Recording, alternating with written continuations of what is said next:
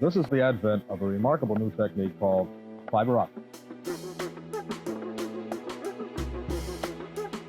And how would you describe the basic principle of fiber optics? Basic principle of fiber optics is the ability of a thread or fiber of glass or some other transparent material to transmit light by the phenomenon of total internal reflection. So now I think you can see how the fibers actually transmit light. Notice too how flexible the fibers are. Oh, yes.